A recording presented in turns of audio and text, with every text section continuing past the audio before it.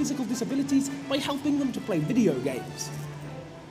From modified joypads to eye control mechanisms, they're finding ways for everyone to play video games to the best of their abilities. Now, it may all sound like fun and games, but by leveling the playing field, special effects are bringing families and friends back together and are having profoundly positive impacts on therapy, confidence, and rehabilitation of disabled individuals. It's a charity that's well worth receiving your money. So, throughout the stream, our bot will be placing a donation link into the stream chat, and you'll see it cycling through the information scroller on the bottom of your screens. Please give it if you can. Please give if you can. What's up? Oh, I can keep going? Okay, cool. Please give if you can. Every little helps. Now that the admin is out of the way, let's get on with the marathon. Our first run today is Animaniacs, the Great Edgar Hunt by StarrlightSim. So, StarrlightSim, please feel free to introduce yourself, and whenever you're ready, please give us a countdown so that we can accurately keep track of your time. Cool. Yeah, I'm StarrlightSims. This is Animaniacs, the Great Edgar Hunt. I am one of 2 people who run this game. The only person who's run it in the last, 2 years. I can explain stuff as we go, so I can just start whenever, so... Yeah. Where have we gone? Okay. Cool, so 3, 2, 1, go. Cool. Thank you. Cool, so... Even though this is a 3D platforming collectathon, and they expect you to go sort of in order world-wise, so there's a Wild West world, there's a spooky world. However, we're gonna sort of just go completely out of order because this game just lets you jump over anything pretty much. So we'll get, oh, there we go. So the way the game's designed is that they sort of expected you to go to the world that requires no collectibles first. And then once you get 4 collectibles there, you can come back out, you can come here. Then you need to get 5 here to go to the next world. However, all the worlds have ways to get into them with 0 Edgars, so you can start any way you want. It's just this is the fastest way to start the run, because it means we can save some backtracking later on. So now we are in the second world of the game. And we are going to collect 4 Edgars here. In terms of Edgars, each level has 5 story Edgars. So this one has a ghost collecting Edgar, a puzzle cube Edgar, a boss fight Edgar, and then 2 other Edgars right at the end of the level. And then they also have Edgars for collecting 300 of these little collectibles. In this level, they're pumpkins. And you also get an Edgar later on for like a special thing you can do, but we'll talk about that when we get to it. So at the beginning of the game is quite relaxed. We just sort of have to defeat these 10 ghosts by zapping them with our Ghostbusters gun. And we can just do... They expect you to move around and get them all from different places, but if you stand here, you can get all of them at the same time without having to move at all, which is very convenient. Oh, there we go. You can tell if you're getting them because the controller rumbles, so you guys wouldn't be able to tell as well, but the controller rumbles when you're getting them, so that... Ah. Come here.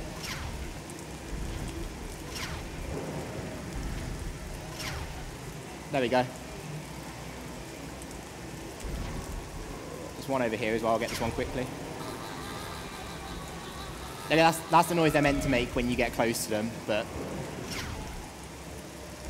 Come on. There we go. Cool. So, even though it's a 3D collectathon, the levels are all fairly linear, so we tend to follow the path that the level expects you to follow. We can take a few skips here and there, but in general, the path that the level lays out is the path you're going to be taking. Cool, so now we've got Puzzle Cube, which is always a fun part. So we have 4 separate puzzles to do. First of all, we have a sliding puzzle. Ooh.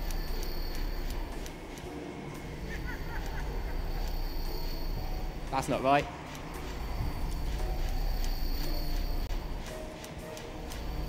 I've done this completely wrong.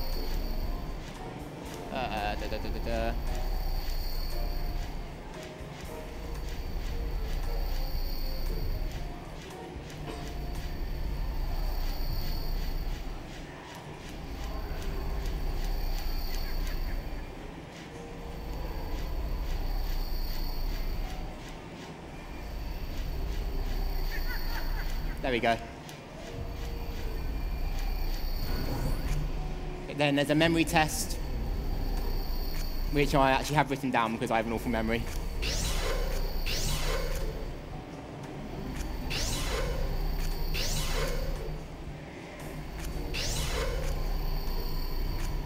Nope.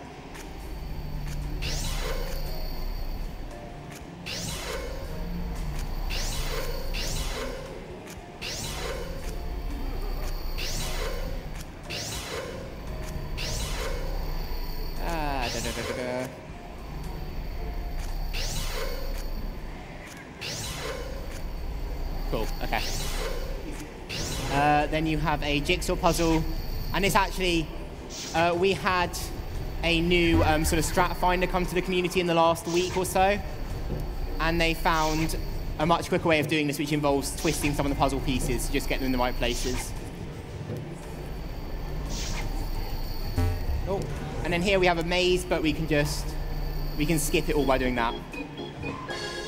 Because of the way the cursor works, it's just big enough that if you cross over a small gap, it lets you go across it without having any issues with it resetting the puzzle. Cool. And also you'll see save prompts come up every time I collect an Edgar. Theoretically, it is faster to play the game without a memory card. However, there's a skip I do in this level, which if I fail it, I need to reset the game, so I have to save. So first of all, we're going to clip out of bounds here, if we can. Please. This can be a bit picky sometimes. There we go.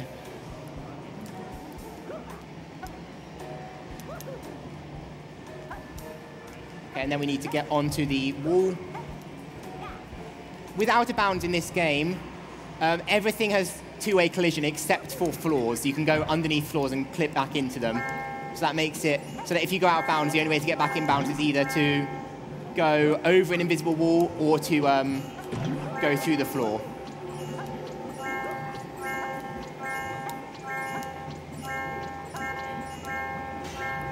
Cool. So doing that out of bounds skips the need to have 6 Edgars at this point. So we can... It's the main reason we can do this level as early as this, because otherwise we'd have to go to the first level and collect Edgars there first. And now we have our first boss fight, if I cannot die on the way.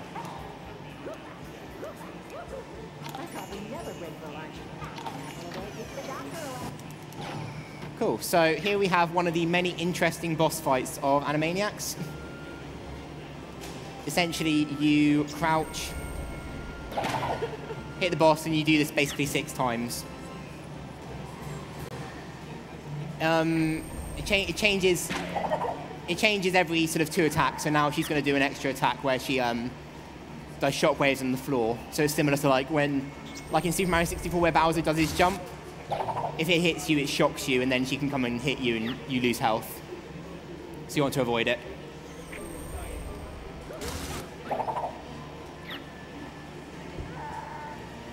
The first level is pretty self-explanatory, so there's not too much going on here.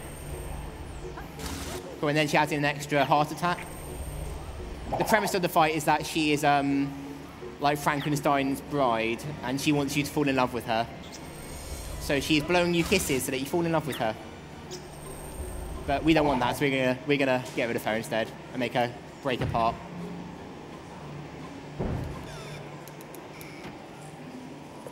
And doing that fight unlocks the next area of the level. Technically, it is possible to get to the next part without doing the fight, but you need the Edgar, and also, I've only ever had that happen once. So now we're gonna use this doorway to get back to the beginning of the level, so we don't have to do a really difficult clip to get back out of there. We can just do this instead. Cool. And with this door, if you press X on the first frame, the EX becomes visible. You can actually soft lock the game sometimes, because it's a really well-designed game.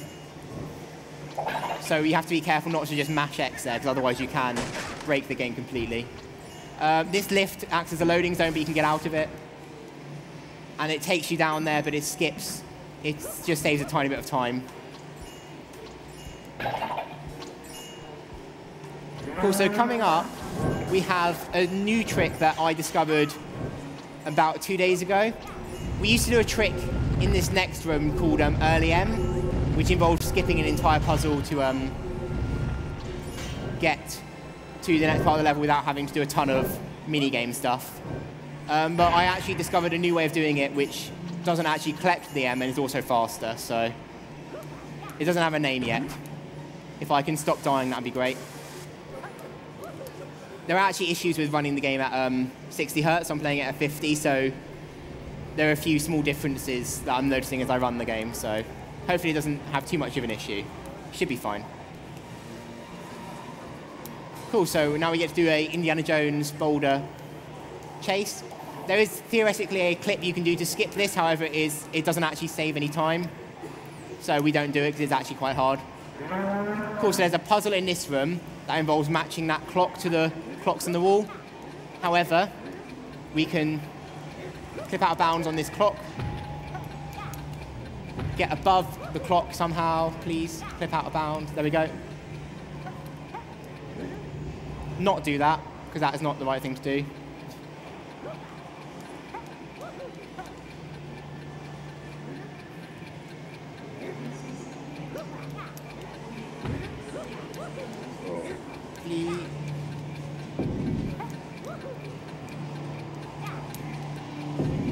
This clip can be a bit picky sometimes, so. Okay, please clip out of bounds. There we go. Cool. And then we can get into this hallway if I can get a jump. This game's just not being nice to me today. Let's try that again.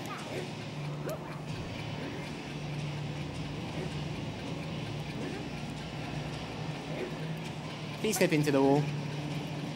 There we go.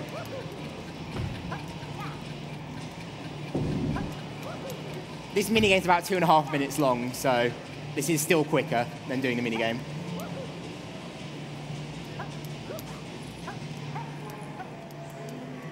Okay. Cool, there we go. Do that, and then we skip the puzzle. Theoretically, it should be very quick, but the game's, yeah, just not being nice.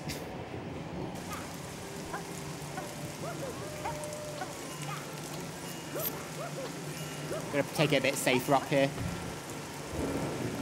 We are doing well. It's fine, it's the first one of the day. First one of the day has to be a bad run. That's how it works. You have to be... Cool. So then we can turn this and we get our 4th Edgar. We're not going to collect it yet because we need to go and get a few more things first.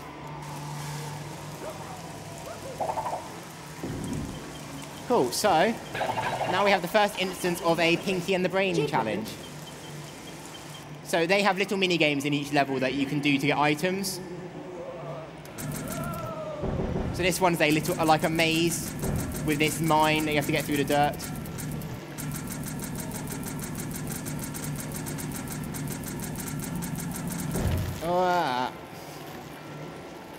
It can be actually quite hard to control because when you go around corners, it speeds up slightly. So sometimes you can go around a corner and just get completely thrown off where you're going. Okay, should be fine from here. I spoke too soon.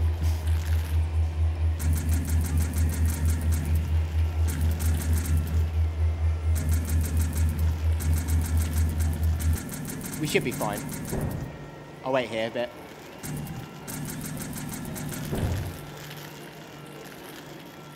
Okay, that was my fault. I went too high up.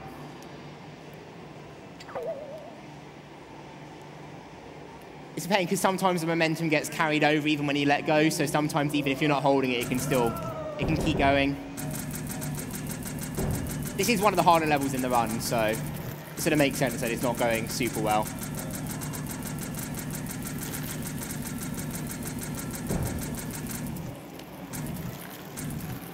But if you do this completely optimally, it's the same pattern every time.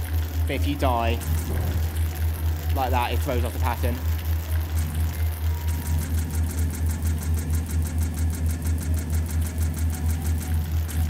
I'll wait for it to be safe.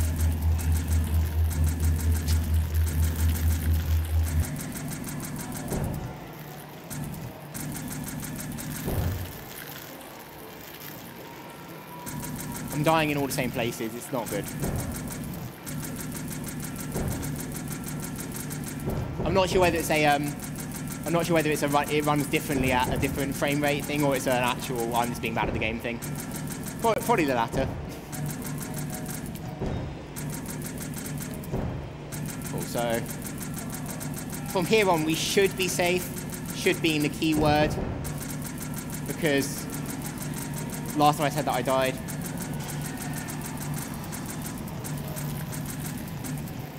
Okay, cool.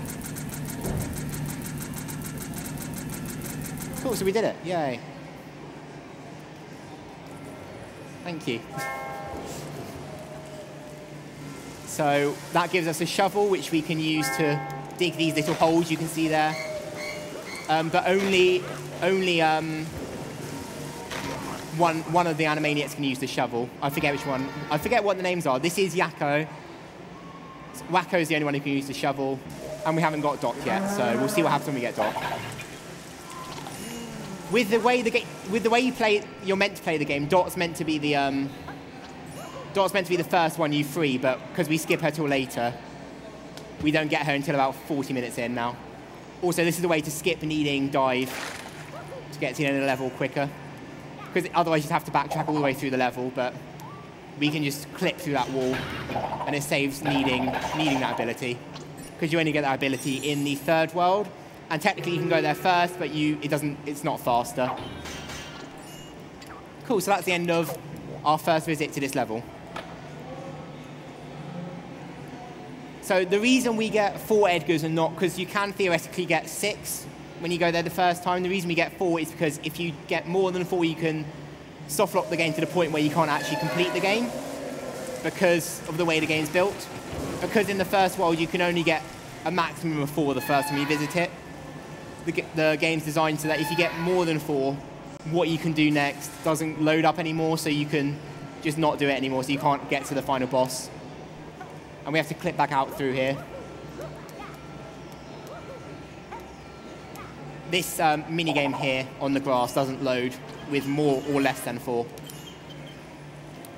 And you need to do it to complete the game.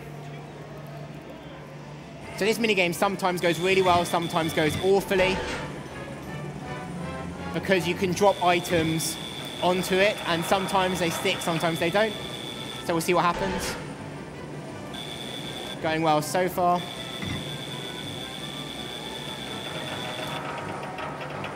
Yeah, oh, like that. Oh, please pick it up.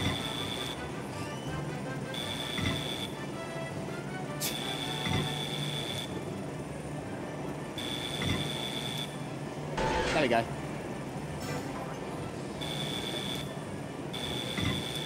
They're also all different weights, so this moves up a lot slower than some of the other stuff, so you have to sort of be careful which direction you press, because if you hit the sides of the tower with the item, it falls all the way back down. And sometimes they can be really picky with how they want to be picked up. Yeah, so that was not great. Still managed to build a tower in time, though. And that plane is the trigger for the final boss, and we need 36 Edgars to beat the final boss. This game's a bit similar to sort of like Banjo-Kazooie, where you need most of the collectibles to go to the final boss normally. And unfortunately, there is no way to skip that requirement, so we have to get 36 Edgars. Please get out of bounds. This out of bounds can also be quite picky.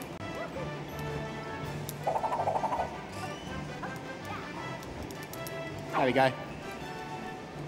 So that gets us out of bounds here, so we can skip needing 9 Edgars to get into the third world. There is a faster clip you can do, but it's really difficult, and I didn't feel like going for it because this run's not been the best so far, so try and save time where we can. You get an Edgar for 300, but you also get one for 125 of these collectibles in each level. So you'll see me getting 125 in each level to get that collectible. Oh, and if I can not fall in the water.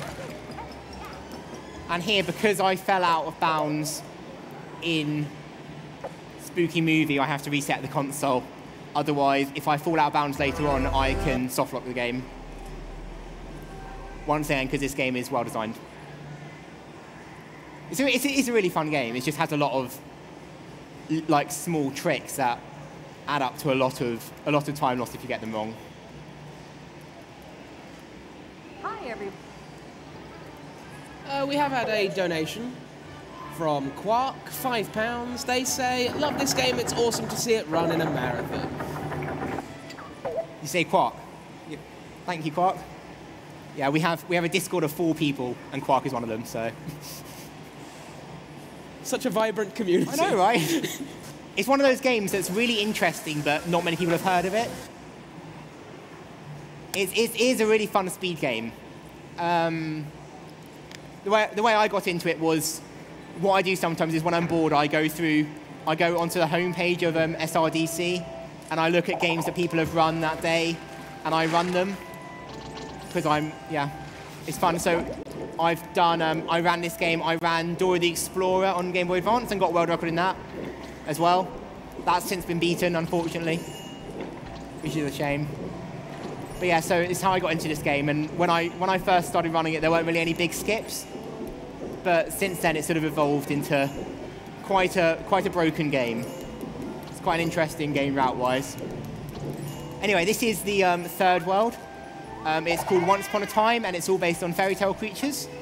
So here we are helping Bo Peep shave her electric sheep. Try saying that 3 times. Bo Peep shave her electric sheep. Bo Peep shave her electric sheep. Oh no, can't do it. Yeah. Cool. If you touch the sheep, you get electric shocked, and then you have invincibility frames. And if you are in your invincibility frames, the sheep don't detect you, so they don't move. So you want to try and not get hit by the sheep. Oh. I'm just falling all over the place at the moment. Luckily, we only need 5 sheep, so we get the 5 quickest ones, the 5 easiest ones to get. You can theoretically skip this with a clip yet again, because you can clip through any wall in this game pretty much. However, the Edgar you get from doing this doesn't spawn if you skip it, unfortunately, so we have to do the minigame. It was a theorized skip for quite a while, and then someone found it and basically went, yeah, you can skip it, but you can't skip it. Which is annoying, because they can be a bit funny the way they move.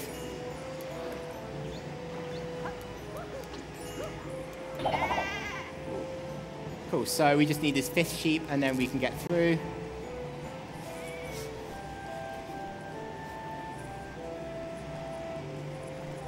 Okay, please. And there's a really weird effect with this cutscene that shows Bo Peep afterwards. Sometimes it loads instantly, and sometimes like this, it just takes a while to load. It's more often this one. I've had it happen maybe like 3 times where it's loaded as soon as the sheep's gone in. So I don't rely on it. It's not a reasonable time save to go for, and it only saves a couple seconds. Luckily with this level, because we go to most areas of this level, the 125 collectible Edgar is really easy to get. Cool. So you're meant to get some goggles in the fourth world that let you see in the dark, which are the only way normally you're meant to get into this wood area. However, we can just jump over the trigger. Oh, this is going to be fun. This is a lot darker than I'm used to. If you go in without the goggles on, it's completely pitch black. I can just about make out some small shapes, but hopefully this doesn't go completely awfully. Now, if you go back into the darkness from here, it goes completely pitch black. So, like that. So, you have to do a skip here, if I can get on this tree. once again, it is a lot darker than I'm used to, so hopefully it doesn't take too long. Cool. And you get out of bounds like that. Theoretically, where am I? Or not, you can just fall back down in bounds.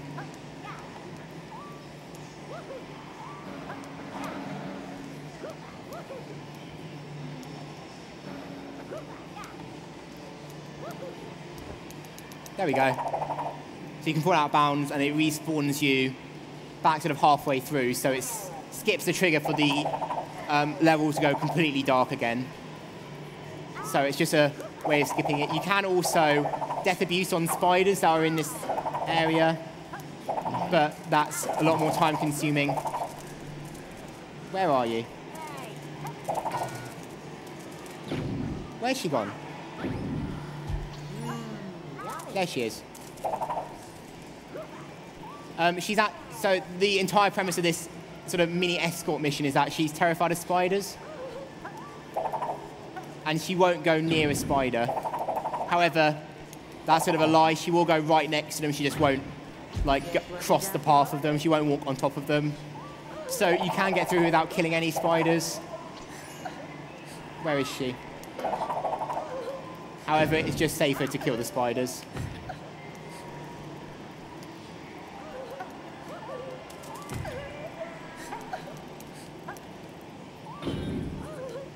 Okay, keep coming. Where are you?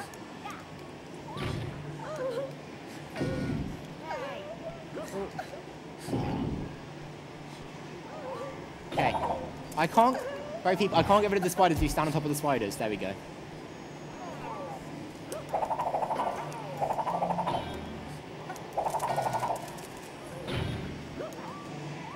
Okay. They can give you apples sometimes, so that's something I actually need at the moment. So hopefully I don't die this close to the end.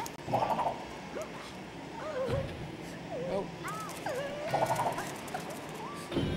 There we go. Even though this seems quite slow, it is actually the quickest way to... It's one of the quicker Edgars in this level, compared to some of the other ones you can get. There we go. So that skips the need for the... There's X-ray goggles. I can't remember the actual name of them, because we don't actually get them in this... We don't get them until much later on in the speedrun. Cool, so we need to open this door for later. And now we go and see the 3 Billy Goats Gruff. Who's that trapping at my bridge? Cool, so we have to hit this troll, and the timing gets more strict with each one. There is a way of doing it by timing it, but it's a bit weird and sometimes doesn't work, so it's just safer to just do it as soon as the message pops up.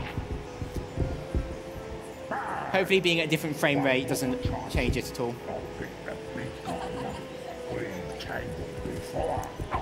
Okay. Cool, so luckily you only have to redo the one you miss, so we keep the other 2. There we go. Cool. So that's 7 out of 36 Edgars. I don't know if I've mentioned it yet, there's 44 Edgars you can collect in the game before the final boss. And you need 36 of them, so we skip 8. So we skip getting the 6 that require 300 collectibles, and then there's another 2 that are just very long. Doing well.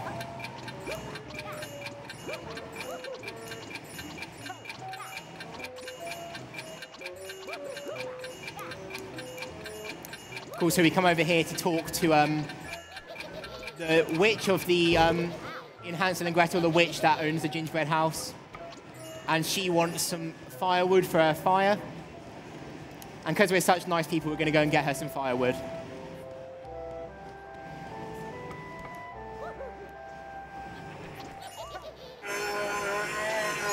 Cool, and hopefully we can get a damage boost here.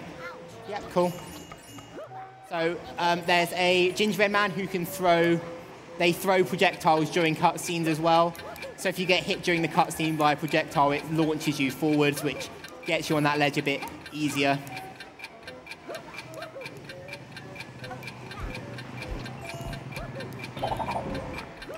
Cool. So we go over here to get the second log, and then we're going to do another smallish skip. So normally what you're meant to do in this level is there's a beanstalk which requires 3 beans to grow. And you have to collect those beans and watch a cutscene of the beanstalk growing. However, that's a bit dull.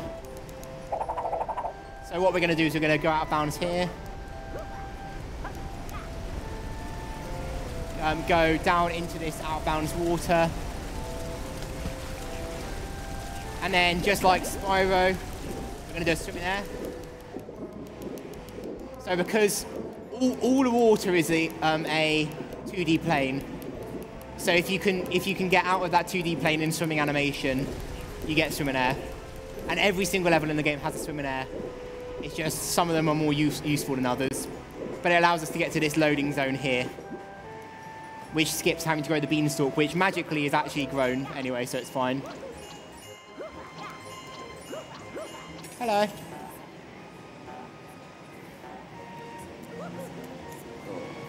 Okay, just gonna... Yeah, no, this is a game I had when I was younger. So it came out in 2005, so I would have been 9, if that makes anyone feel really old in the chat. So, if anyone's watching, I'm his sister. I don't remember. Do you have a... Yeah? Do you have a mic on? Okay. So this is Jordan. She is my sister. She's also... Wow, doing well. She's also a gaming journalist. So, but yeah, no, this is a game we got it when it came out, so in 2005, and I.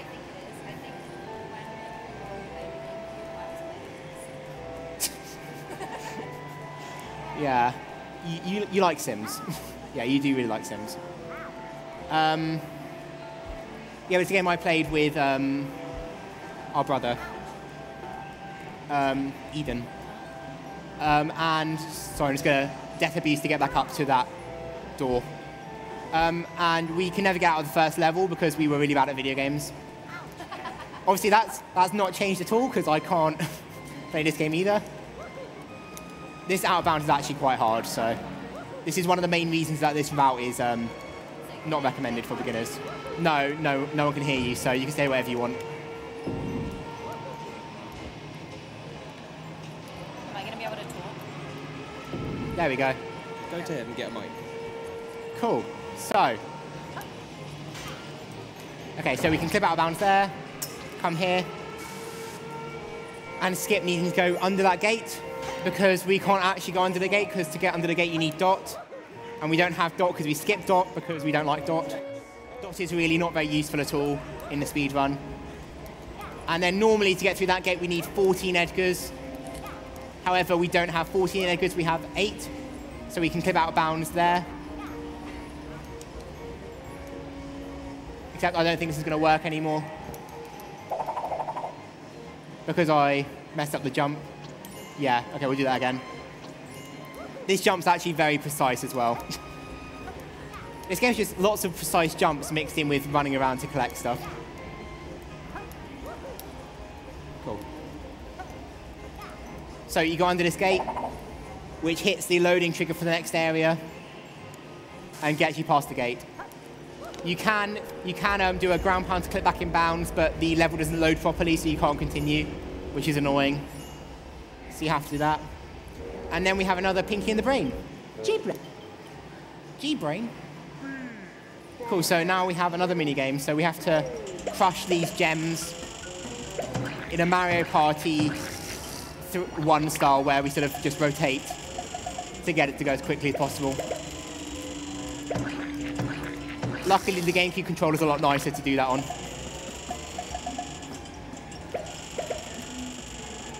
So we need 5 of these.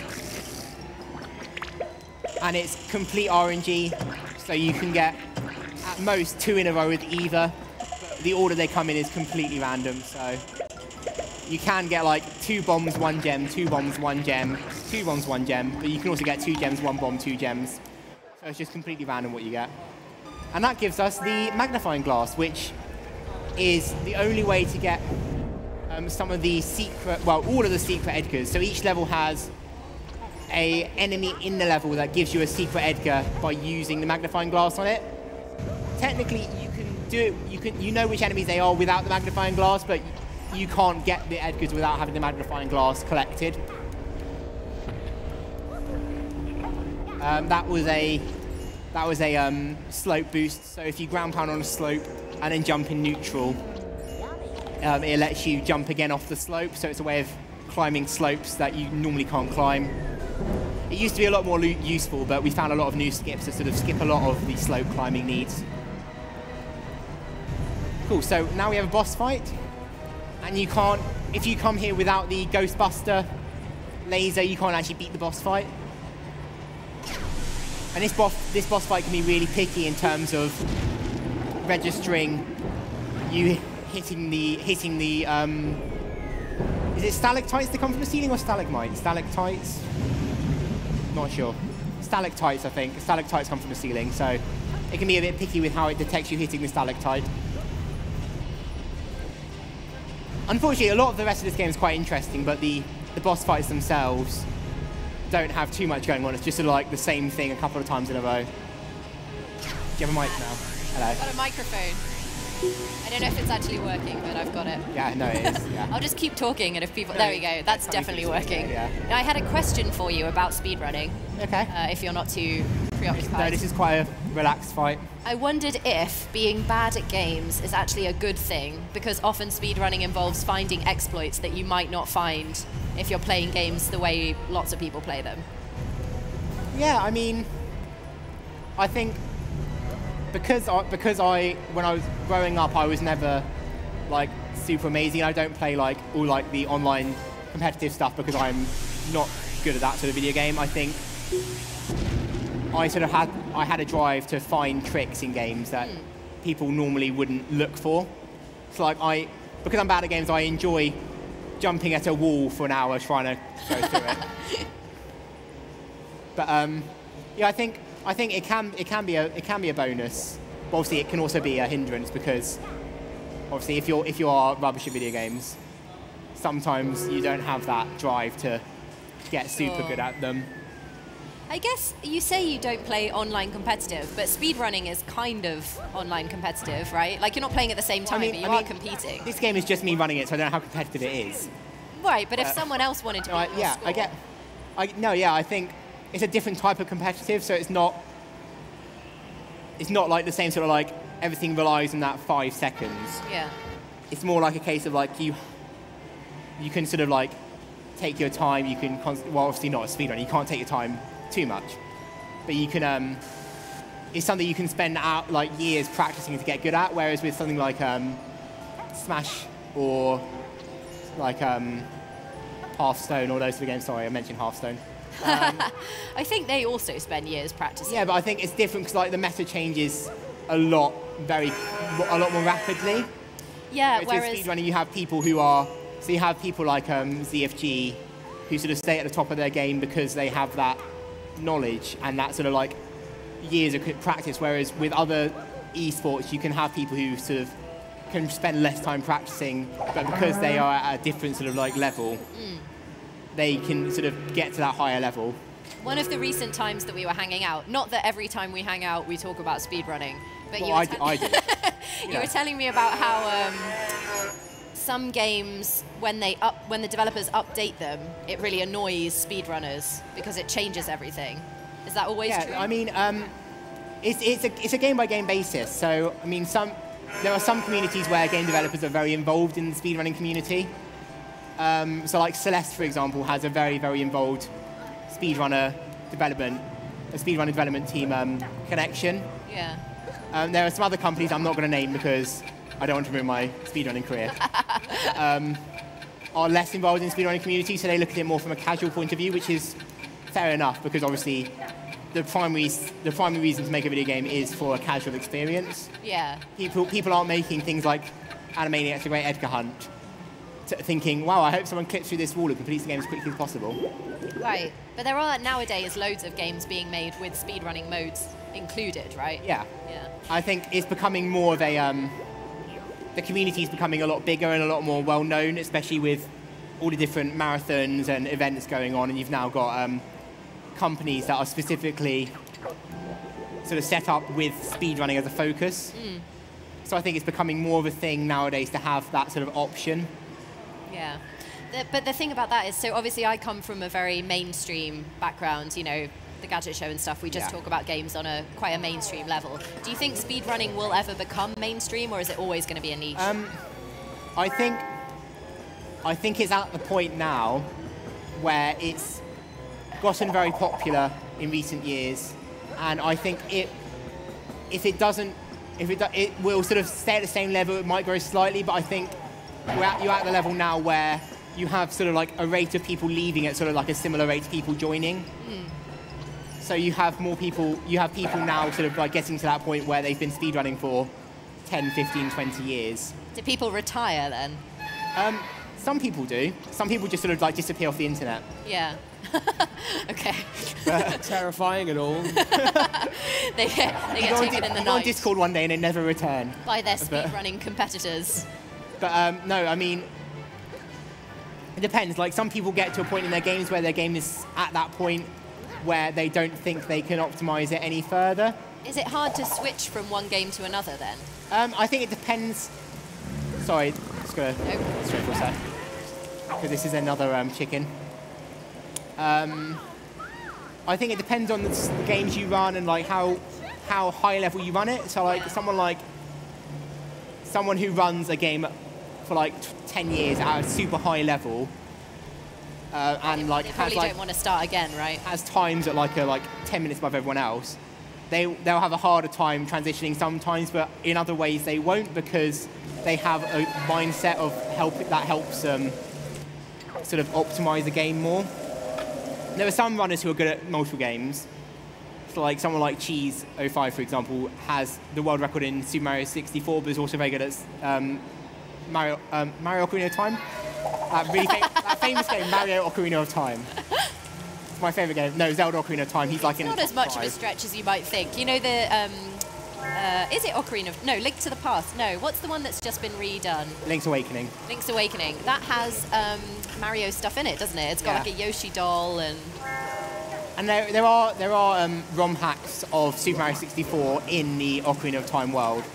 There you go. So it's not too far-fetched. I have a question about people retiring from speedrunning. Is it like in esports where you get to a certain age and you just can't, your reaction times just get dulled and you just can't keep up? Do you think people get too old to speedrun?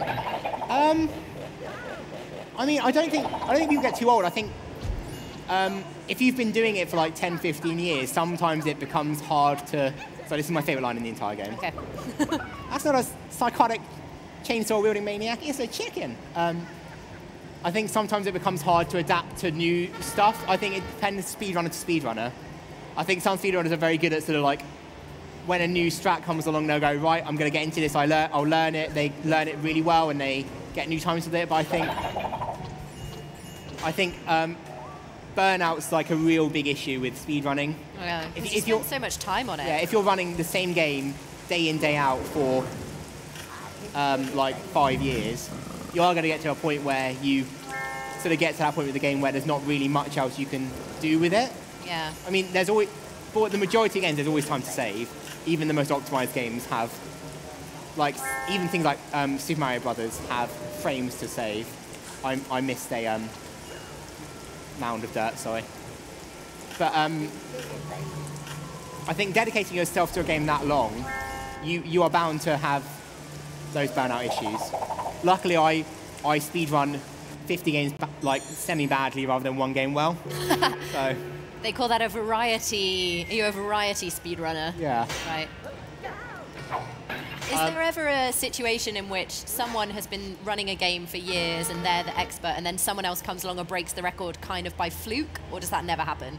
I mean, it probably has happened. I can't think of a specific example off the top of my head. I'm sure someone in the crowd is going, I know a game like that. I had a game where I had the world record and then someone beat it. Let's ask the people watching the stream. Yeah.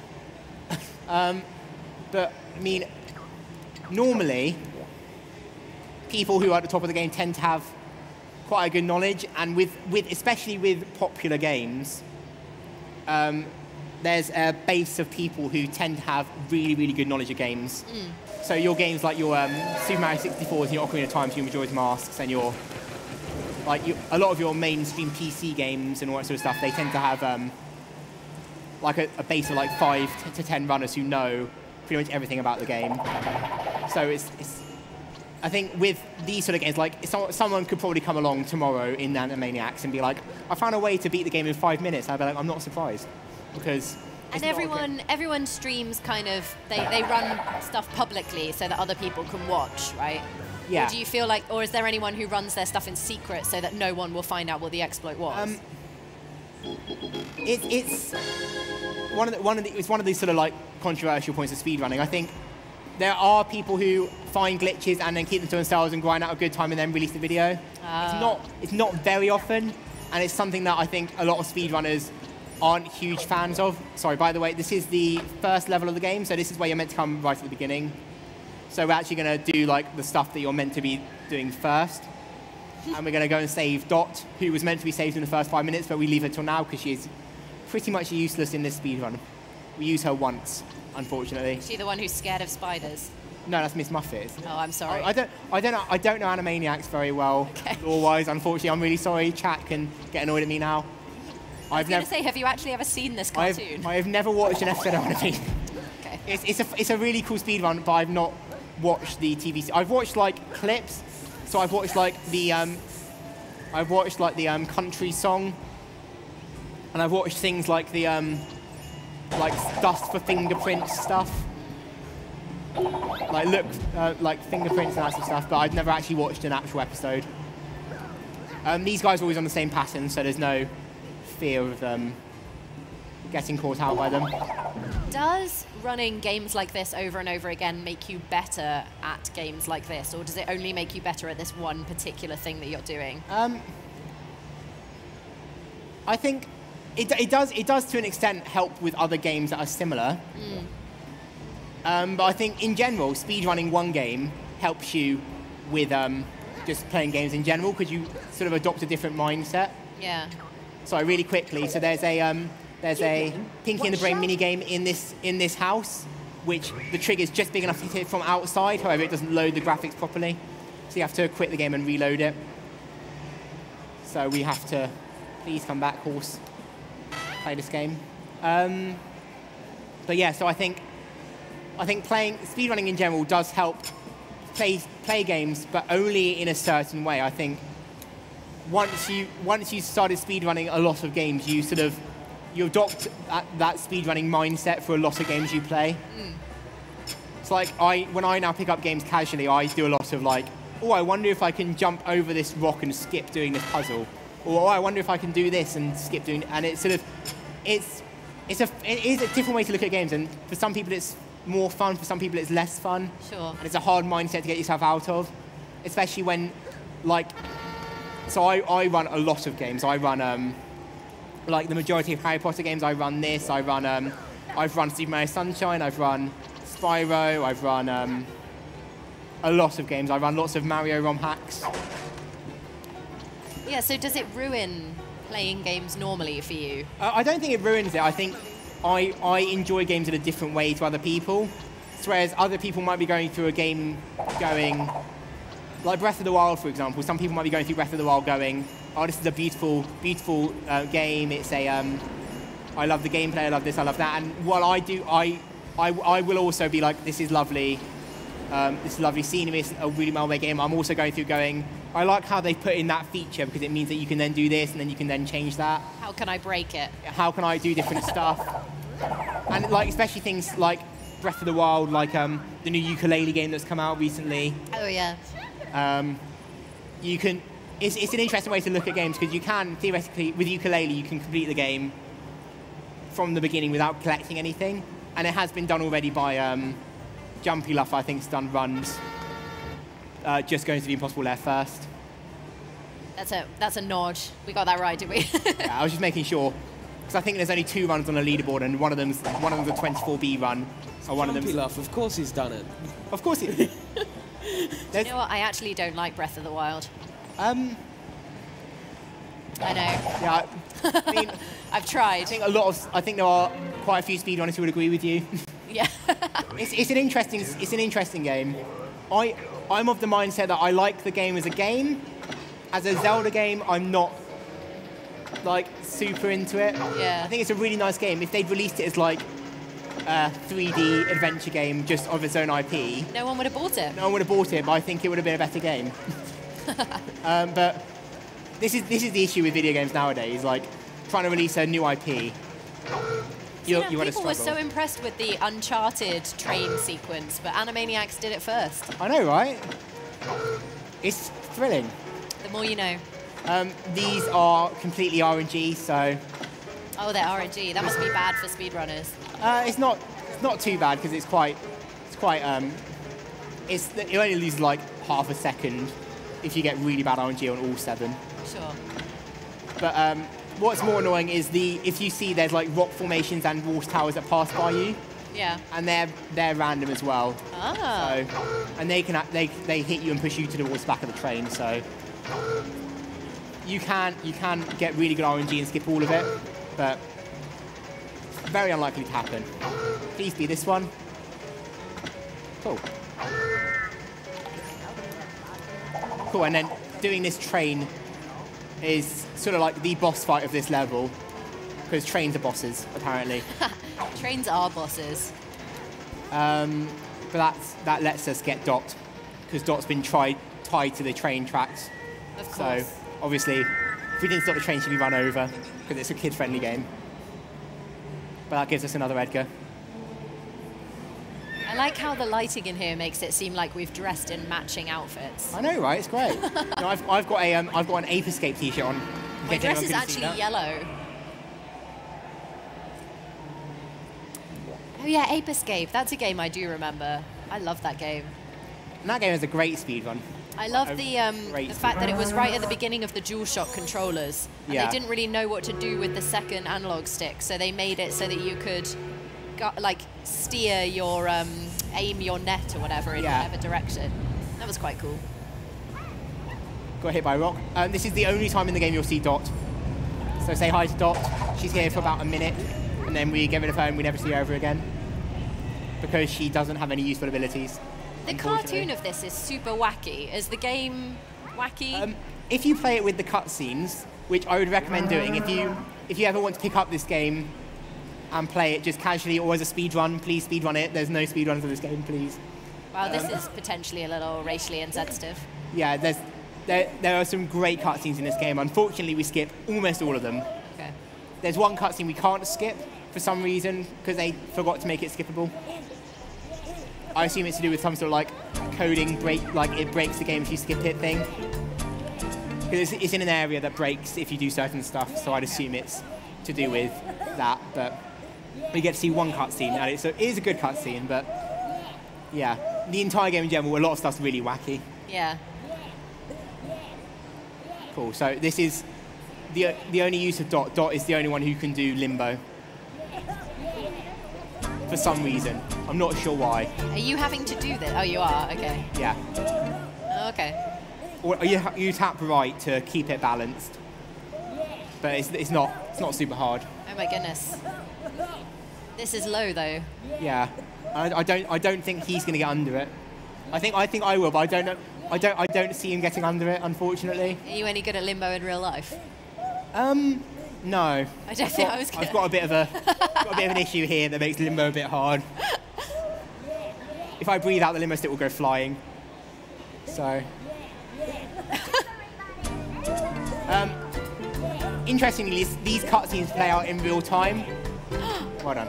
So, no. So when you do the second one, you actually have to. Please go under. When you do the second one, you have to wait for him to actually walk all the way around and get back, and he gets stuck on like an item. It actually takes him a long time. That's a pain. Oh, Edgar. Yeah, that is literally the only time we'll see Dot, and we're going to get rid of her now. Congratulations. So, bye, Dot. She used to be used more, but we skip all the stuff that requires her. So, we don't need her anymore. So what are the other two called? Wacko, I think is this one's name. Okay. And Yakko is the other one. Okay. Someone in chat's going, that's not their names. Their names are this, this, and this. Someone in chat will know their last names and everything, but... Date of birth, favorite color, shoe size. But yeah, I don't... I run this game because it's fun, not because I like the lore, unfortunately. You can skip that ledge grab there, but it can be a bit annoying sometimes. Oh, these snakes. Cool, so we have to take a little detour here to get some of these gold nuggets because we need 125 to get an Edgar. Are those rocks random as well? Yeah, but they're not an issue really, because if they hit you, they knock you forwards. Okay. So actually, theoretically, save time getting hit by them. Okay, just need to grab. I need 87 coming out of this springy area. So hopefully there are enough here. Oh, so you're not getting... I did wonder, you're not trying to get them all? No, so you can get... There's 300 in each level, and you can get 125 to get one Edgar. Then you can get 300 to get a second Edgar. Okay. And obviously getting all 300 is a nightmare. Okay. Because this game has tons of like little side areas and stuff that you can go in, but we don't want to because that just takes up a ton of time. Also, I'm gonna have to take a small detour at the end here because I'm low on gold nuggets. There's a little wall there you can jump on that skips having to swim. I've got a message in chat that you might be interested in. Yeah? It says, I'll be that guy. No, you're right, Sims. They are called Wacko, Yakko, and Dot. Their last name is Warner, and they're children of the Warner Bros. Oh. Of course they are. Wait, Raises what? questions, that. Which brother? Both Yes. of them. Both of them. Okay. What's also really cool about this game, actually, and a really nice design point is that for the 125 and 300 collectibles, they're actually, the Edgar has several different spawn points, and it spawns the one that's closest to you. Ah. So you don't have to trek through the entire level to get back to the Edgar. That's pretty cool. So that's why you'll see me collect it very close by. So this minigame is actually, the minigame itself is not super interesting, but the methods to get to it are actually quite interesting. So you have to go through that dug up spot. You have to dig that spot up. You can get into the arena without digging up that spot, but if you go in and go next to the horse, it hard locks the game and, and bricks your console. Which is not great. Which is not what you want for a speedrun, no. So you can theoretically come into this arena right at the beginning of the game, but it doesn't save any time. This minigame is also slightly RNG. The horse can sometimes do like a scraping the ground animation like this. Okay. And if it does that, it loses about 1.5 seconds each time. And it's completely random. I know, right? It's so rude. But each time you have to do more actions in a row. So this one's 5 actions in a row. But it means you have to do less sequences. Just got to concentrate, because if I mark this up, I have to do an entire another sequence. Cool. So this is the only unskippable cutscene in the entire game, so we'll just watch the cutscene. Have you got any popcorn? I did, really.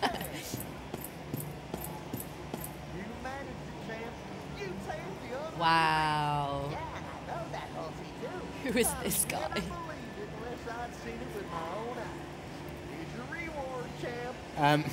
I'd love to know who he is, I have no clue. Just some random cowboy. But it's the only cutscene you can't skip in the entire game, which is sad, because the cutscenes in this game are amazing. Also, fun little time save. For some reason, in that level, when you pause to exit the game, the cursor starts on the exit button for some reason. So it says it's like the frames it takes to move the cursor. It's not a huge time save, but it's nice. And then we get a cutscene of the museum. So the Edgars we've been collecting are shown off at that museum. Oh, okay. And you can actually go and look at all the Edgars. And there's a side challenge you can do where there's a script that's gone missing. And there's a page in each world, and you can collect the pages to go and to put the script back together. However, collectively, getting all of those pages takes just slightly too long. It loses it's like 20 seconds slower than the next slowest Edgar. unfortunately. So if someone finds a quicker way to get any of those pages, that could come back into the route. But route. I turn American when I say route. I'm on Twitch too much. Everyone's American on Twitch. I heard that yesterday. I was trying to say the word. Okay, so the thing that you park cars in, what's it called? Garage. Yeah, that's what I thought. And then the person I was interviewing said garage. And I was like, oh, did I say it wrong? I think it is technically garage. Garage. Here you can skip using the zip line by just sort of going across like that. It's a nice small time save. Cool, so we only have 2 worlds left now. We have King O'Sullivan's Mines and the Epic. I'm not sure how we're doing on time. I don't know if we're going to... Would you like to know? Yes, please. Okay. You're around 59:30. 59:30, okay. Is that bad? I mean, if we play really well, we'll come under estimate. But it's not been a great run. It's annoying because I did a ton of practice runs over the last week, and they all came in at about 122. So they all came in really underestimated. So I was like, yeah, it's fine. It'll be a great marathon run. Marathon runs never go badly. It's fine. Yeah. Sorry, it's not my fault, is it? No, it's fine. No, it was going badly before you got hit. Okay. It's fine. There's a bat here. That's actually a chicken. Of course, because why not? Isn't that a rooster? Yeah, I think so. I don't think this game's completely, like, I don't think they care about, like, actual animal specification. Like, I don't think they're, like, trying to be completely precise. What kinds of animals are the Animaniacs supposed to be? They are Animaniacs. Okay. I think that is their actual animal. I don't know if they have an actual animal. We skipped this puzzle by just jumping across. Yeesh. Because the spikes don't activate very well.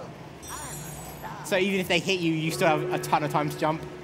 Do you think that developers of these games ever resent speedrunners for pointing out the flaws? I think some do. I think, Shigeru Miyamoto actually has a quote about how he has nightmares about people finding glitches in his games and stuff. Oh. I know. When he made Ocarina of Time, he was like, I'm scared that people are gonna find issues in my games and stuff, and he has dreams about people breaking games. Oh, that's which so is sad. It's sad because Ocarina of Time is one of the most broken games out there, unfortunately. It's broken in a fun way though. Like, aside from Any%, which is, in my opinion, I'm not a fan of Any%. I don't think it's super interesting. Okay. It's interesting from a technical standpoint of how it works. I don't think actually running it, I'd be super interested in it. Sorry, just try and work out where the door actually is. It's the other side. But yeah, I think some developers sort of accept it as being part of their game, and some developers are very quick to just patch stuff out that's broken. Once again, I'm not going to name names because I don't have an issue with it because video games are designed from a casual standpoint most of the time. Sure. So I think it's fair enough. There's a puzzle here where you're meant to ring bells in order to open this fish mouth, however, if I can get through quick enough. This is what I mean by jumping at walls for hours to find glitches. This one could be a bit picky. What? Okay, no, that didn't go well. I died. So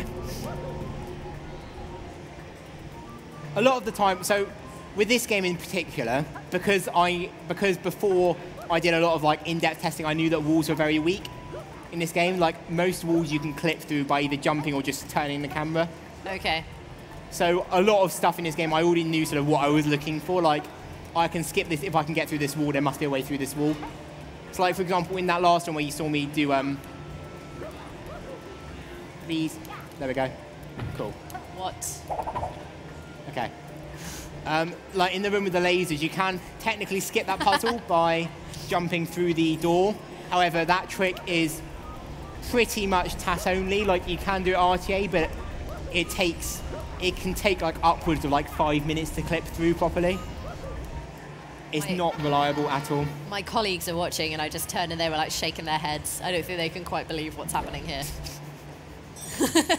It's an interesting game because it's from the era where sort of like 3D games were still, even though they've been around for 10 years at this point, they were still very much in like working out what they could do in terms of like saving data in memory and stuff Right, to and like, I guess- not design stuff properly.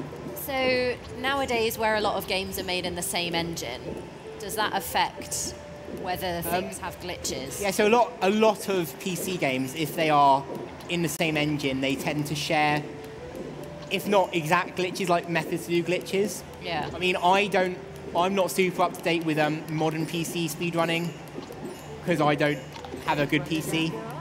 We were because talking I about am this, broke. weren't we? I just got a brand new gaming PC, so. Yeah. If you want to give it to me, I'd be very happy. Well. One of the big ones that we usually see is physics being tied to FPS. Yeah. And that's usually shared a lot between games. Sure. Like in the new Unreal Engine 4 Spyro Yeah. that came out recently. You see a lot of physics yeah. tied to FPS there. I really like the new Spyro game, but Brogan says it's very broken. Yeah. Yeah. If you're playing it casually, it's fine. Yeah. But yeah, like so for Spyro 1 on Reignited, any percent's about 3 minutes, like something like that. I Yeah, can't you remember said the you can exact time. basically skip through to the end, right? Yeah, there's a skip you can do called Blueness Skip that lets you skip. I think Spyro, has it already been or is it coming up in this event? Spyro Reignited? Yeah, we've got Spyro Reignited. It's coming Oh, up later later today, today? in fact. Yeah, excellent. around 8 p.m. 8 p.m. Yeah. Oh, nice late one. Get some popcorn. Yeah, but no, any percent is just very short. Same for Spyro 2. Spyro 2, any percent in Reignited is a very short run. Also, this is going very badly. Oh no. I think I'm used to playing it on my TV, and I think the color saturation on this screen, I'm not blaming anyone. It's because I should have checked it beforehand. Yeah. But I think the color is slightly darker on this screen. So sometimes where a lot of things in this game are on the slightly darker side. Yeah, maybe I can that's make why it our pops and outfits stuff. look like they're the same color Yeah, when maybe. they're not. It's the screen. It's the screen, yeah. Let's blame the screen. I'm not used to playing on a projection screen. I think No. is the gist of it. What you're meant to do in this area is you're meant to chase a monkey, like around the entire area, catch it, and then that makes the. Why can I not play this game? I'll be quiet. You're meant to chase a monkey around the area, and then you catch it, and then it makes the that monkey, and it makes the like platforms move up and down. The monkey makes the platforms move up and down. The person we catch the monkey for makes the platforms move up and down. Okay. But yeah. Quite a few people watching. Oh yeah, I can't turn around at the moment. No. If you just like everyone in the crowd say hi, and then I can guess how many people there are. Oh, okay. Quite a few then. What do you reckon? Cool. Are you enjoying me failing at climbing this wall? This trick is actually quite annoying because it can actually be quite precise. There we go. Yay! I'm going to give myself a round of applause. So, in this level is divided into 2 parts. And what you're meant to do is you're meant to go through the first part, collect 3 parts of a key, and that key opens up the second half of the level. However, that takes a long time because you have to go around the level and collect parts of the key. Is this the dragonfly from Spyro? Yeah, doing well.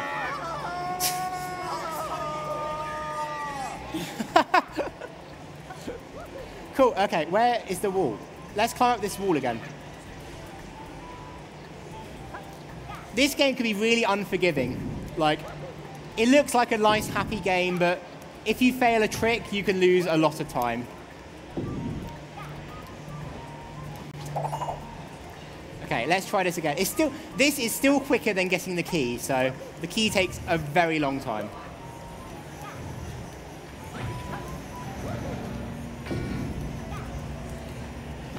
Jump. The issue is where you ground pound here, it can either ground pound really high, or it can ground pound really low. Oh. And if you ground pound really high, you can't get a jump out of it because you're not on a slope. So you do that, and then you do another ground pound here. And then you fly out of bounds. Wow. And the next bit of the level is here.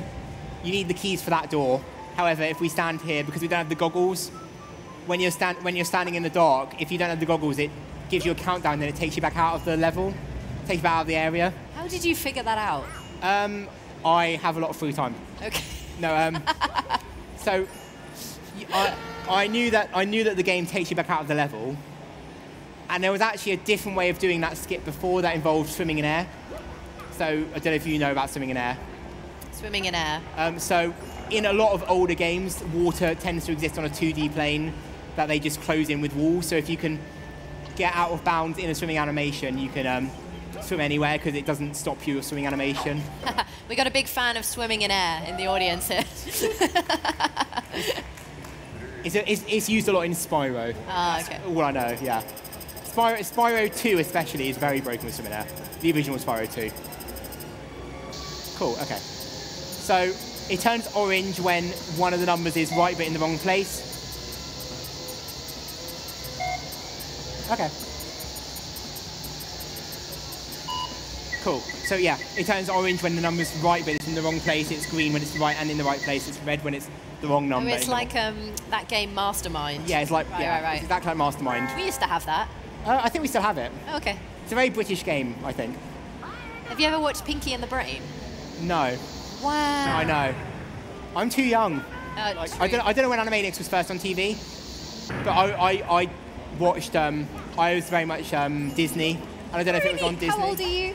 I am 22. 22. Okay, so you're 7 years younger than me. Yeah. That's not that much. I mean, 7 years in video games is a lot of time. That's true. And 7 years. Yeah. When we were eating dinner yesterday, Brogan said, "You grew up with the SNES." I did not grow up with the SNES. I mean, the SNES came out when you were born. When did it come out? Didn't it come out in the 80s? After you were, no, it was 90, wasn't it? 89, 90? You want me to look up the SNES Please, release date? can you look up when the SNES came out? There's another puzzle here that involves moving these steps to get up, but you can just jump across them. It's not. 21st of November 1990. 1990, okay. So it was just after you were born. Just after I was born. So I was right. You did grow up. Well, I would have been a bit young for it. No, I think it's fine. My first video game console of my own was an original Game Boy. And then I got an N64. And then we had a PS1. Do you remember playing the PS1? Yeah, we had one of not the PlayStation, but like the actual weird one, which had like the curved edges. I think we had an original PlayStation as well, but Yeah. that might have been before you. I can't remember. We used to play Spyro and take turns. Pass the controller. Spyro's a great game. I love Spyro. I actually held the world record for Spyro: A Hero's Tale for a day. No way. However, I didn't. This is going to be like, no, you didn't. I didn't actually record it on video. Okay. Fun fact. One of those. This was back when swim in air was a new thing in Spyro: Hero's Tale, and this was before ledge climbing was a thing. Ledge climbing. Yeah, there's a glitch in Spyro: Hero's Tale where you can, if you jump into a wall and then head bash into the wall in a with holding neutral on the control stick, you can climb up the wall. Ah, kind of like the double jumping you're doing here. Similar, yeah. Actually, so, yeah, the same because I'm holding neutral in this as well. So this boss, it has 3 phases. The first phase is bombs. The second phase is lasers. And the third phase, it shoots little flamethrowers. The third phase is actually very hard to optimize. My third phase is also flamethrowers. No, so for the third phase, the flamethrowers are only out for just enough time to destroy one of the blocks. So you have to, if you don't get to the next block in time, You get flamed. You don't get to destroy the block quickly enough. Oh, okay. So like that. So that should work, hopefully. That's not going to work because I got hit by a bomb. Oh, it did work. Okay. Cool. Well Yeah, done. so you have to, if you don't cut the corners, you don't get there quick enough. And I found out surprisingly late into speedrunning this game. You think there are still things that you can learn about this game? Oh no, definitely. There are. This game is very early in its speedrun journey. Okay. Sorry, I also was quite low on collectibles, so I have to go and get a few more.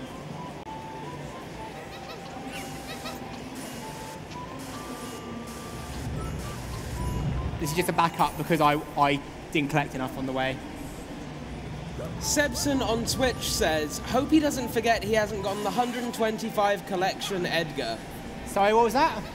Hope he doesn't forget he hasn't gotten the 125 collection Edgar. Oh, he says nice he didn't. Yeah. So, although, I don't know where it's spawned. So let's just run around. It's a really lovely level. I can't. This is the issue with the game. There are so many spots where the Edgar can spawn, and I'm not used to getting out here, so I always forget. is it complete RNG on the spawn location? No, it has set spawn points. I always collect it normally in the same spot. And it showed a little video of it. If someone sees it, shout. We're taking a fun journey through the level.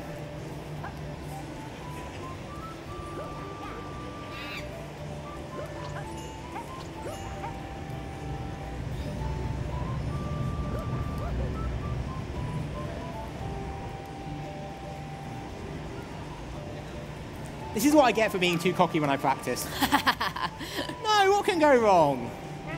Where is it? I'm really confused. What are we looking for? We are looking for an Edgar. It looks a bit like an Oscar, but it's called an Edgar. Okay. There it is. Found it.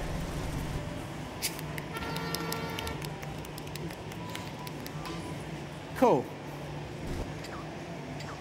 As you can tell, I really know my speed game. It's good for people to see a game early in its speedrunning career. Yeah, I feel like sometimes runs are too slick.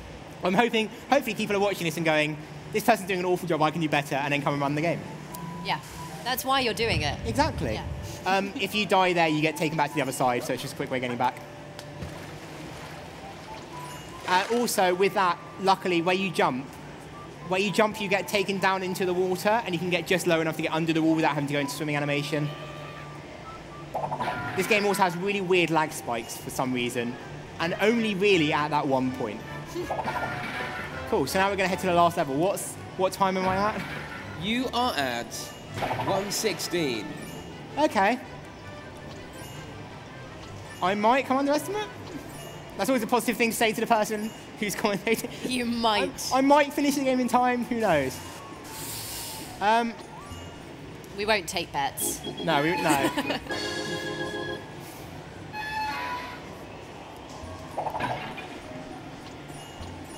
And it's fine, like I said before, it's the first run of the day. First run of the day always has to go over. It sets us up for the rest of the day. People get better at running as it gets later. Yeah, Right. exactly, yeah. Let's go with that. When did you get up this morning? 6. Ooh. It's actually not that early compared to some of the other people who are here. Okay, fair. It's not too bad. But I actually do most of my speedrunning at like 11 p.m. I'm always asleep. Being awake at 10 in the morning doing speedruns is not something I'm used to. So Keep that in mind for next time. So this is the final level. It's based on Roman mythology. Roman mythology? I think it's Roman.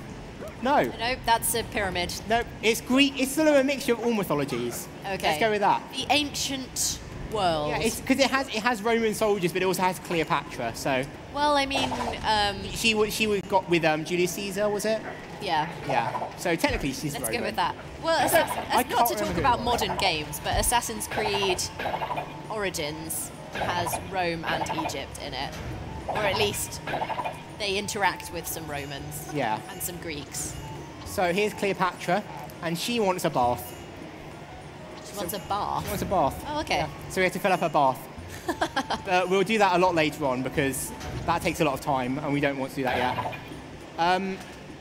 This level, once again, is split into 2 parts. And to get to the second part, normally you have to do a puzzle that involves doing like a light puzzle and making beams of light move in different places. However, you can just jump through this wall. And you can just skip Amazing. doing all of that. Amazing. That was found by the original. Thank you. It's fine. The rewarp's just there. No, let me put my bomb down. Thank you. You could for a donation. Yeah? £10 from Nost in the crowd. Big shout outs to Swim in Air, lol. Best of luck on the wrong StarrlightSims. Keeping the cartoon fun speedy quick. From your resident Spyro guy. So yeah, that's the last chicken we'll get. Oh, Unfortunately, there are no more chickens. the last chicken. Yeah. Look at all those chickens. Cool. So, please talk to me. So we have to go and get all his slaves Oh, because this game's very progressive like that. yeah, I could tell from the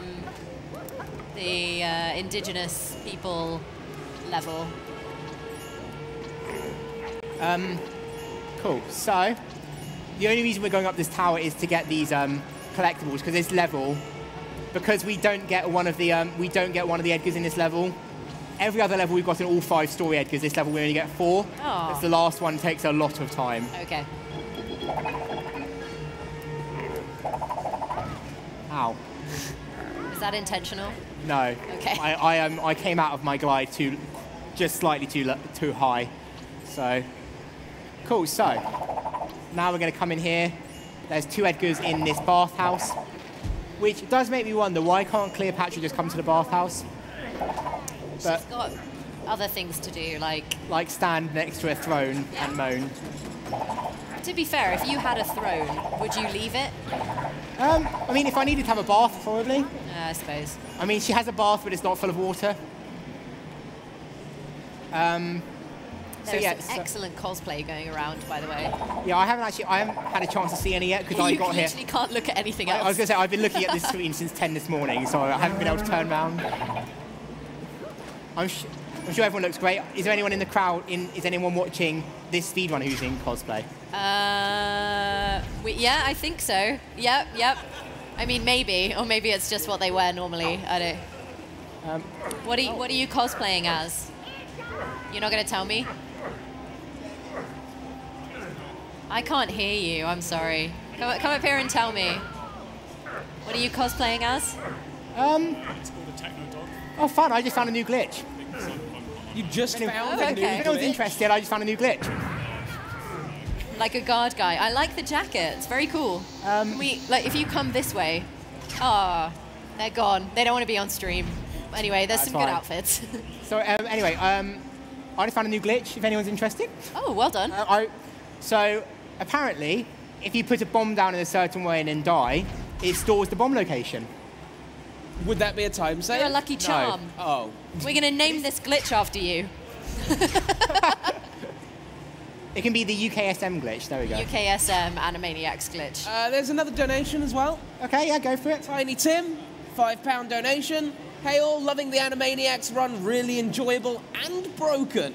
Good luck, Starlight. Cheers. Aw, Yeah. thank you. I'm glad people are enjoying it and they're not getting annoyed that it's going a bit badly. You found a new glitch.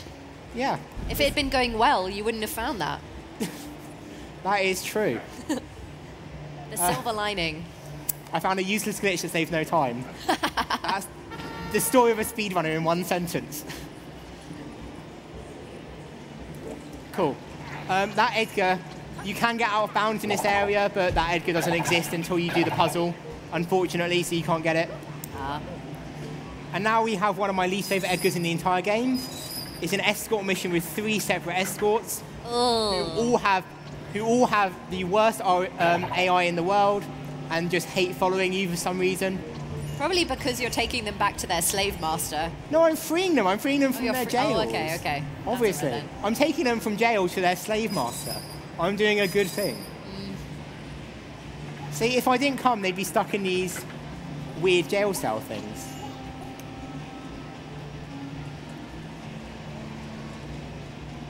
If you get too far away, they stop following you. So, have to be careful. You know that thing in games where you're walking and someone's coming with you and the speed that you can walk at is either too quick or too slow? Yes. I tweeted about that and some game designers replied, and apparently it's because you can never guarantee that if they went at the same speed, you'd be able to keep up. Oh, Because if you fell behind slightly, then there'd be no way to catch up with them. But then surely could you not make a, what's the word I'm looking for? Like a bounce, like a speed that changes depending on how far away you are. Is that rubber banding? Or is that something Rubber else? banding Yeah. speed, yeah. Yeah, You maybe. could just not have them. Escort missions, yeah. You have to Well, I have- mean, it's in games as well when you're like talking to an NPC and it's like, let's walk through the city. We could just not have that too. Yeah, true. I've lost one. Oh no. Where are you? There you are. Yeah, like I said, so going around corners with these guys is the greatest challenge in this speedrun. It's fun. I mean, all good speedruns have an escort mission. What can we say? Like, if it doesn't have an escort mission, is it really a speedrun? Have I got all 3 of them still? Luckily, these aren't really an issue because they're too high. Yeah, what? I've lost one. Oh no, I haven't. They're there still. At least they've given them different hair colours so you can tell them apart. Yeah, no, I know. It's really handy. Really convenient. Please, come on. Come on. There we go. What's annoying is they actually have, in terms of their collision hitboxes, they have really big collision hitboxes, so when they go around corners, they can get stuck really easily. Same.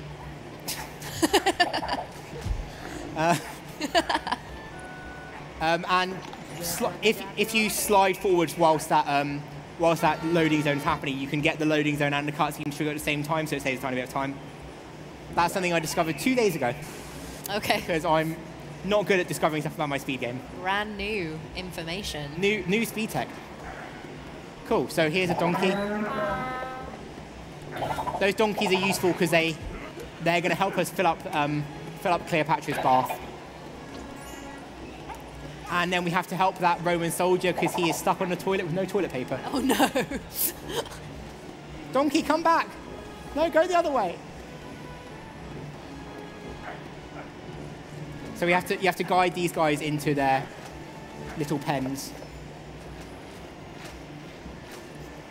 Every game where you have to do this, the pen you guide them into is always open. And it's like they're just going to escape again. Yeah, but it can only face one direction. Ah. It can't turn around without going in a really wide arc, so it can't get out now, unfortunately. Grab this apple. Like I said before, this level is really hard to get the 125 Edgar on because it just doesn't have any scarab beetles in useful places. There are a ton. There's like an entire side area we just do not go to because it's so out of the way. So we have to collect them sort of where we can.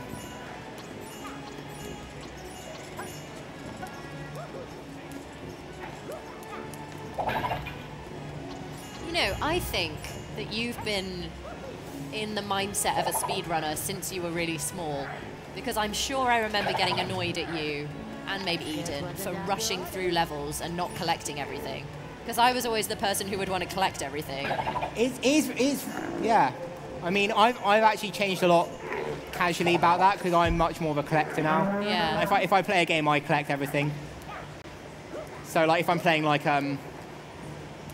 things like New Super Mario Bros. And things like that, I have to get all the coins as I go through. Oh, I tell you what though, our sister is amazing at that, at collecting everything in all the Mario games. Yeah.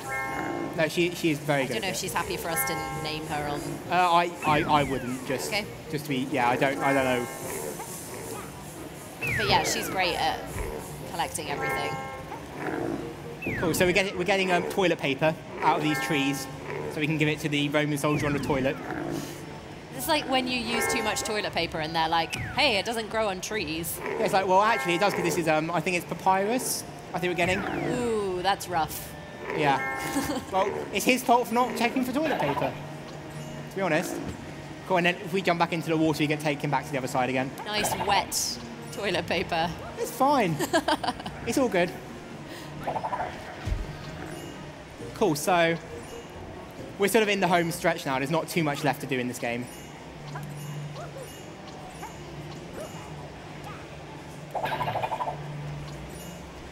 Get on the other side of this donkey. No, go in the cage. It's like it doesn't want to be in captivity. Wow. Is it stuck? There we go. Like I said, they struggle turning. So they can just get stuck in like a loop of trying to get round. Cool, so now we have to go and spin those 3 wheels to fill up the bath. We can use this just to get up a bit faster. The snake's not an issue. That's doing It's nothing. fine. It might hit us on the way out, though. No, cool. So now we play a bit of Donkey Kong. Yeah, I was going to say. Well, apparently they were figs for his constipation. Figs for constipation. Figs for constipation. Good to know. Yeah, not papyrus.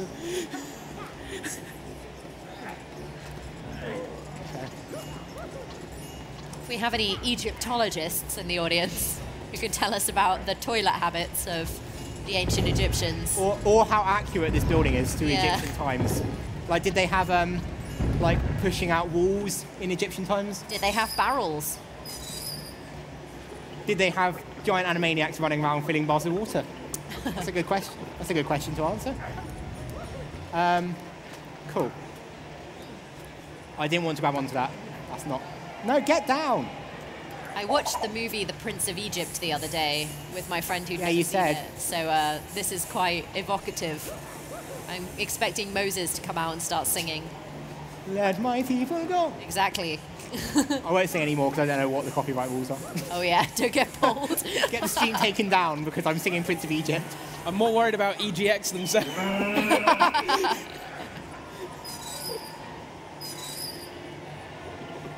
Cool, so now we filled Cleopatra's bath, so now she's going to get in it fully clothed Okay, good. I mean, with her oven glove. 'Cause that's why I think it's a, what are they called, like a loofah? yeah. 'Cause obviously, she's the queen, she'd use a loofah. Like, She should have someone doing that for her.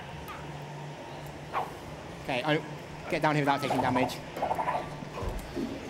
Cool, so he's got his toilet paper. Cool, so we have to go and get towards Cleopatra, and then we are in the last like couple of minutes of the game. So I don't know what time we're at. We are now at 1:31. Okay. I'll just end the game here. Thank you for watching. like I said, all my practice runs were at like 1:20, 1:21, 1:22. So it's the Cursor Marathon. I'm also using a new route, which is slightly harder than.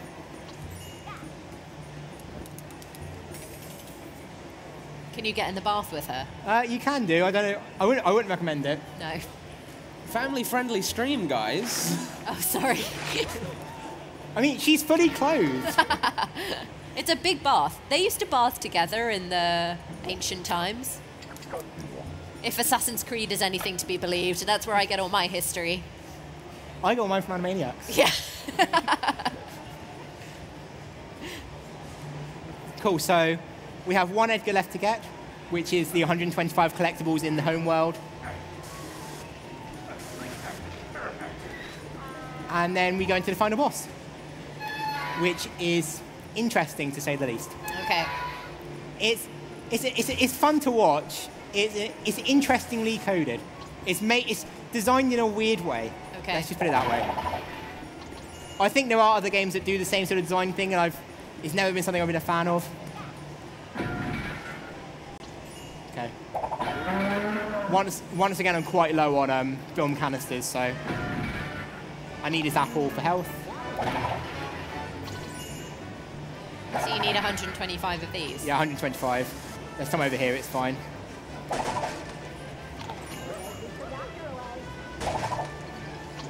Nice. Cool. That's the last So one. that's the last Edgar, yeah, that's all 36 Edgars. So now we have to go to the final boss.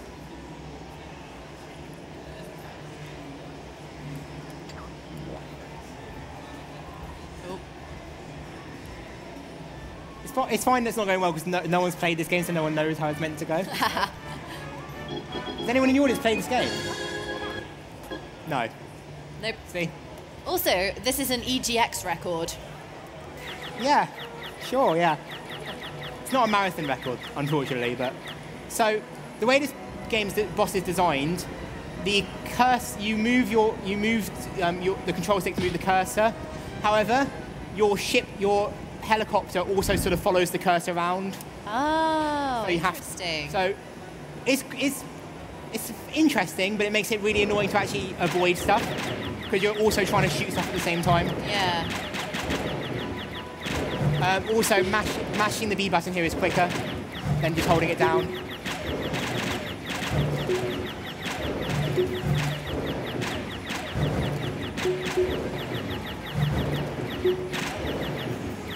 Come on.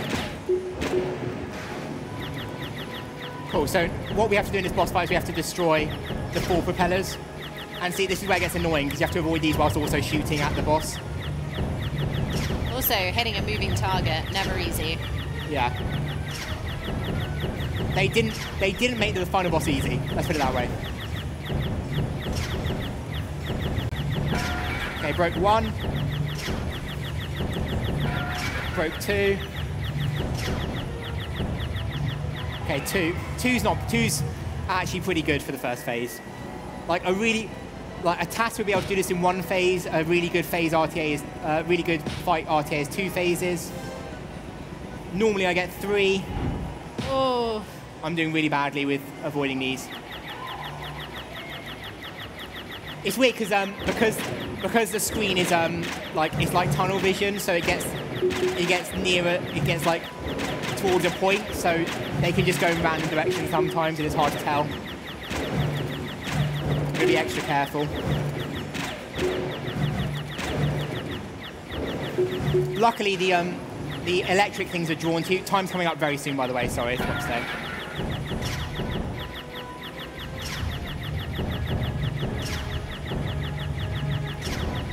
Oh, please. Ah. Wow, this is so tense. Come on. Time. Cool. Yeah, so that is Animaniacs Great Edgar Hunt. Fun fact, you can die after you defeat the final boss, and then you have to do the final boss again. Oh no. For the speedrun, we count it as any sense speedrun, even if you die, because you're still beating the final boss technically. But in the last marathon I died, so we didn't get to watch the final cutscenes. I don't think we will anyway, because we're Yeah, you did over schedule. 135. Yeah. I mean, it's only 30 minutes above my practice runs. So Yeah, it's not too fine. bad. It's fine. Yeah. Am I okay to just do a few quick shout-outs? Yeah, do a quick shout-out. Yeah, It's cool. cool. So, thanks to the Animaniacs speedrunning community of 4. Thank you. I think you're probably all in the chat. We've had a few new people join in like the last week, and they found a lot of new stuff, so it's definitely evolving. Thank you to UKSM for bringing me to this event. Thank you to EGX for hosting the event, and thank you, Jordan, for Sitting here and talking nonsense. jumping on the couch and just asking really hard-hitting speedrunning questions. Thank you. You're welcome. Well, yeah, thank you for doing your run. We're now at £475 on the donations. It's fantastic. It's great. So, yeah, that was indeed StarrlightSims with Animaniacs. Next up, we should have Silent Brow with my friend Pedro, Blood, Bullets, and Bananas, which should be cool. Of course, before we do